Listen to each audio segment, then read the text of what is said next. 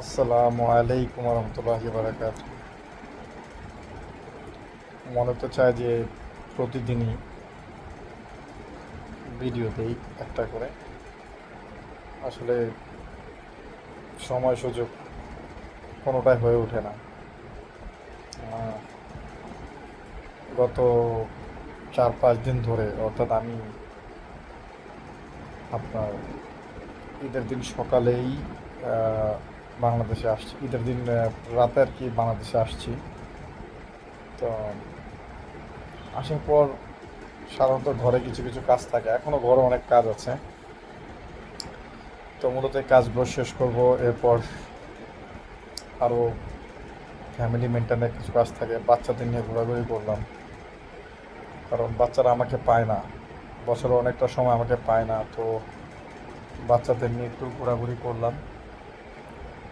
এরপর আমার wife pregnant, তাকে নিয়ে একটু হাঁটাচলা করলাম। যেহেতু আমাদের এলাকাতেই কমিউনিটি পার্ক আছে, সেখানেও বাচ্চাকে নিয়ে যাওয়া আসা, বাইক নিয়ে যাওয়া আসা, বড় নিয়ে যাওয়া আসা, তো সব মিলিয়ে একটু ব্যস্ততায় কাটতেছে তো এই দিনগুলোতে। হ্যাঁ, দিছো? আচ্ছা, ভেরি গুড, বসো। বাবার সামনে বসো, মাশাআল্লাহ। হ্যাঁ, বাবার সামনে বসো, বাংলাতে লিখতা। বসো। তো সব মিলিয়ে আহ, আলহামদুলিল্লাহ। চা চা আমি খাবো না। না, তোমরা খাও। তো সব মিলিয়ে ভালোই, আলহামদুলিল্লাহ। আল্লাহ লাখ লাখ কোটি কোটি শুক্রিয়া, আজকে আমার বাবু হয়েছে, আমার তৃতীয় সন্তান।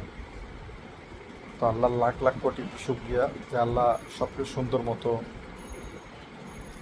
মা ও মেয়েকে সুস্থতার সাথে দুনিয়াতে